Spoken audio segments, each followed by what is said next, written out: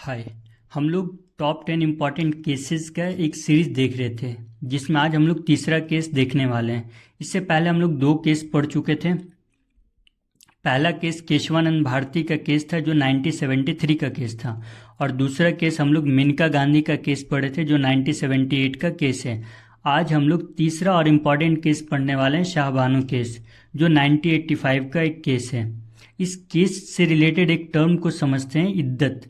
तो इद्दत वह पीरियड होता है जब कोई हस्बैंड अपने वाइफ को डाइवोर्स देता है, तो डाइवोर्स के बाद का जो 3 महीने का पीरियड होता है उसको क्या बोलते हैं? इद्दत बोलते हैं। और इन इद्दत के पीरियड में जनरली जो फीमेल होती है जिनको डाइवोर्स दिया जाता है वो घर से बाहर नहीं निकल सकती है, वो बहुत ज़्यादा श्रृंगार नहीं कर सकती है, और उनको रीमैरिज का अधिकार ये 3 महीने के पीरियड में नहीं होता है अकॉर्डिंग टू मुस्लिम्स। आगे हम लोग समझते हैं यूनिफॉर्म सिविल कोड। तो यूनिफॉर्म सिविल कोड अभी हम लोग के भारत में क्या है, अलग अलग धर्म के लिए अलग अलग कोड है। जैसे मुस्लिम्स के लिए मुस्लिम पर्सनल लॉ बोर्ड है, हिंदू के लिए अलग मैरिज एक्ट है। तो इस हिसाब से अलग अलग धर्मों का मैरिज, ये सब का अलग अलग एक्ट है। तो यूनिफॉर्म सिविल कोड क्या बोलता है कि हर धर्म के लिए एक ही कानून होना चाहिए इन सब चीज़ों से रिलेटेड। इसी को बोलते हैं यूनिफॉर्म सिविल कोड, जिसका मेंशन हमारे संविधान के आर्टिकल 44 में मेंशन किया गया है। आर्टिकल 44 में इस चीज़ों को मेंशन किया गया है। अब हम लोग समझते हैं पर्सनल लॉ और सेक्युलर लॉ में क्या डिफरेंस है। सेक्युलर लॉ का मतलब होता है वैसा लॉ जो पूरे धर्मों पे लागू होगा। पर्सनल लॉ का मतलब हिंदू के लिए सिर्फ हिंदू लॉ जो होता है, मुस्लिम्स के लिए वो जो मुस्लिम्स लॉ होता है, वो अलग अलग धर्मों के लिए अलग अलग लॉ को बोलते हैं पर्सनल लॉ। और सेक्युलर लॉ का मतलब होता है एक लॉ जो पूरे देश के लिए हो। Personal law uniform civil code का मतलब तो समझ ही रहे कि वैसा कोड जो पूरे धर्मों के लिए एक ही कोड हो, मतलब जिस भी चीज़ से रिलेटेड हो तो एक ही तरह का कानून हर धर्म के लोगों के लिए है, उसी को हम लोग बोलते हैं यूनिफॉर्म सिविल कोड। और पर्सनल लॉ का तो मतलब समझ रहे, क्रिश्चियनिटी के लिए अलग कानून होगा, हिंदुज़म के लिए अलग होगा, मुस्लिम्स के लिए अलग होगा, उसको हम लोग बोलते हैं पर्सनल लॉ। अब इसमें एक और इम्पॉर्टेंट चीज़ समझते हैं, 125 CRPC। ये धारा है क्या? तो ये धारा ये बोलता है कि मेंटेनेंस का अधिकार, वुमेन को मेंटेनेंस का अधिकार है आफ्टर डाइवोर्स। तो डाइवोर्स के बाद वुमेन को कौन सा अधिकार है? मेंटेनेंस का। मतलब डाइवोर्स के बाद उसको पूरी जिंदगी तक उनके हस्बैंड क्या करेंगे? उनको मेंटेनेंस देते रहेंगे। और आगे हम लोग समझते हैं protection of right on divorce act 1986 था क्या? तो आगे हम लोग जब ये केस पढ़ रहे होंगे तो उन केस में जब ये टर्म आएगा तो इसको डिटेल में समझेंगे। और अभी जनरली ये समझ लेते हैं डाइवोर्स एक्ट मुस्लिम का था क्या, कि इद्दत पीरियड तक ही मुस्लिम्स को अधिकार था किस चीज़ का? एलमनी का, मतलब मेंटेनेंस का अधिकार तभी तक था। तो ये शाहबानो का केस था किस लिए वो समझते हैं। ये एक एलमनी डिबेट केस है। 1985 का ये जो केस था ये एलमनी के लिए क्लेम किया गया था शाहबानो के तरफ से। तो शाहबानो का शादी 1932 में उनके हस्बैंड से होता है, और ये शादी लगभग 40 सालों तक कॉन्स्टेंटली चलता है। 40 सालों के बाद उनके हस्बैंड 1978 में शाहबानो को डाइवोर्स दे देते हैं, जिसके बाद वो एलमनी क्लेम करने के लिए अपने हस्बैंड पे सुप्रीम कोर्ट में केस करते हैं। अब ये केस आगे कैसे चलता है तो इस चीज़ को हम लोग आगे बहुत डिटेल में देखते हैं। समझते हैं शाहबानो केस। शाहबानो बेगम वर्सेस मोहम्मद अहमद खान के बीच ये केस था, और ये केस 1985 का है।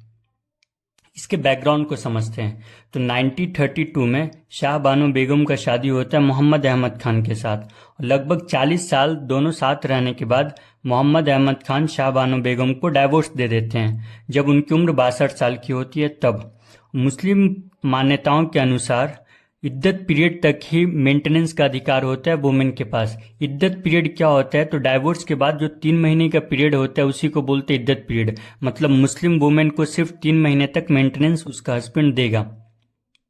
इसी चीज़ को वो 125 CRPC के तहत सुप्रीम कोर्ट में एक पिटीशन फाइल करती है।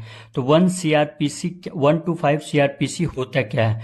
तो ये एक धारा है जिसके तहत ये बोला जाता है ना कि मेंटेनेंस का अधिकार वुमेन को, चिल्ड्रेन को और पेरेंट्स को है, मेंटेनेंस का अधिकार। तो वो मेंटेनेंस का, ये एक मेंटेनेंस के लिए ही केस है, एलुमनी का केस है। तो इसमें इशू क्या था, ये इशू को हम लोग समझते हैं। तो लीगल इशू में पहला इशू था कि 125 CRPC ये मुस्लिम वुमेन पे अप्लाई हो सकता है क्या? क्योंकि मुस्लिम वुमेन के लिए अलग मुस्लिम पर्सनल लॉ बोर्ड भारत में चल रहा था। तो क्या ये जो लॉ है ये मुस्लिम वुमेन पे अप्लाई होगा? ये पहला इशू था किसके पास? सुप्रीम कोर्ट के पास।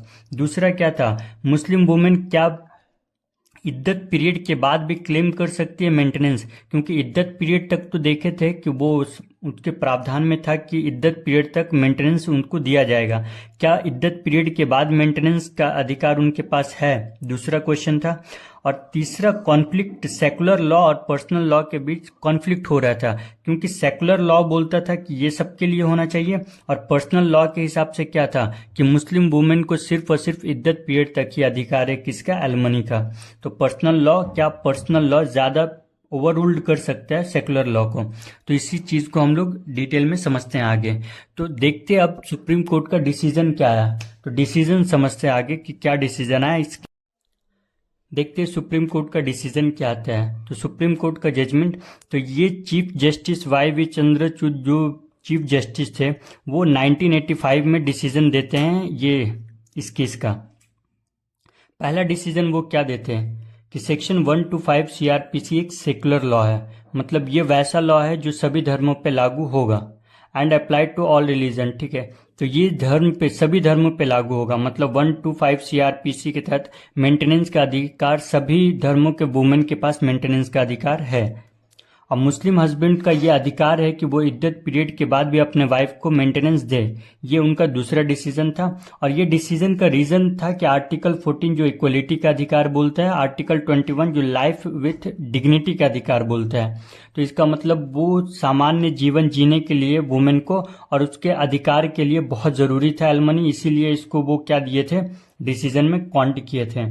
और सबसे स्ट्रांगली ये चीज़ वो बोले थे कि strongly recommended the need for the uniform civil code.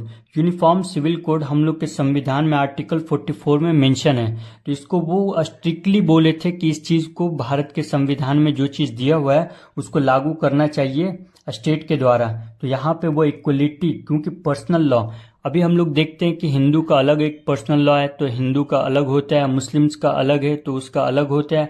तो वो यूनिफॉर्म सिविल कोड का यहीं पे डिस्कशन हुआ था कि सारे धर्मों को एक ही तरह ट्रीट किया जाए, एलमनी के मैटर में, मैरिज के मैटर में, या किसी भी पॉलिसी के मैटर में सारे धर्मों का एक ही लॉ होना चाहिए।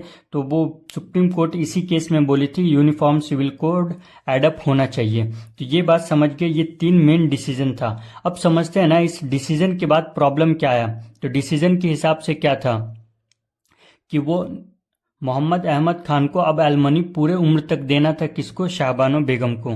लेकिन प्रॉब्लम क्या, सुप्रीम कोर्ट जजमेंट के बाद का प्रॉब्लम क्या था कि इसी जजमेंट के हिसाब से क्या होता है, जब ये जजमेंट आता ना तो कंजर्वेटिव सेक्शन के जो मुस्लिम्स लोग होते हैं वो बहुत ज़्यादा इसका विरोध करने लगते हैं। क्यों विरोध करते, क्योंकि पर्सनल लॉ क्या बोल रहा था, सिर्फ इद्दत पीरियड तक ही क्या होना चाहिए, मेंटेनेंस का अधिकार है वुमेन के पास। लेकिन कोर्ट के हिसाब से क्या डिसीजन आया था कि पूरे उम्र तक उनको क्या देना पड़ेगा, एलमनी देना पड़ेगा, मतलब मेंटेनेंस देना पड़ेगा। तो मुस्लिम पर्सनल लॉ के हिसाब से अलग था, इस वजह से मुस्लिम लोग में बहुत ज़्यादा कन्फ्यूज़न और डिल्यूशन था, जिसके वजह से वो लोग बहुत ज़्यादा क्या इसका प्रोटेस्ट कर रहे थे। अब प्रोटेस्ट बहुत ज़्यादा होने लगा, जिसके वजह से क्या था, उस टाइम राजीव गांधी की गवर्नमेंट थी। अब राजीव गांधी की गवर्नमेंट इस प्रोटेस्ट को रोकने के लिए, शांत करने के लिए एक मुस्लिम्स वुमेन का एक्ट लाते हैं। वो एक्ट क्या था, protection of right on divorce, जो 1986 का एक्ट है। वो 95 में डिसीजन आया था और 1 साल तक वो प्रोटेस्ट इतना ज़्यादा हो गया था, जिसकी वजह से राजीव गांधी को एक एक्ट लाना पड़ा। वो एक्ट कौन सा था, protection of right on divorce act 1985 का एक्ट था। अब ये एक्ट बोलता क्या है, इस बात को समझते हैं। तो ये एक्ट बोलता है restrictly divorce Muslim women right to maintenance. Muslim women के पास मेंटेनेंस का अधिकार है सिर्फ और सिर्फ इद्दत पीरियड तक, मतलब जो मुस्लिम पर्सनल लॉ बोर्ड बोल रहा था उसी को ये क्या किए, मतलब उसी को इंटेक कर दिए अपने लॉ में कि रेस्ट्रिक्ट कर दिया डाइवोर्स का जो मुस्लिम वुमेन के पास राइट था ना मेंटेनेंस का। सुप्रीम कोर्ट क्या डिसीजन दी थी कि राइट ऑफ वुमेन क्या है कि ताउम्र तक, पूरी जिंदगी तक उसको मेंटेनेंस दिया जाए। लेकिन ये जो लॉ था ये क्या बोलता है, सिर्फ इद्दत पीरियड तक ही उनको क्या मेंटेनेंस मिलना चाहिए, ये पहला था।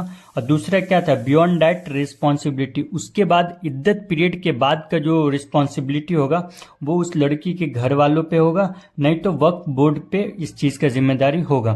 तो ये आफ्टर दैट वो डिसीजन के बाद ये गवर्नमेंट क्या की थी, इस जजमेंट के हिसाब से जो बैकलैश चल रहा था, बहुत ज़्यादा प्रोटेस्ट चल रहा था, उसको शांत करने के लिए ये लाई। तो मामला एकदम शांत हो चुका था, सब कुछ खत्म हो चुका था। आगे समझते इस केस में हुआ क्या।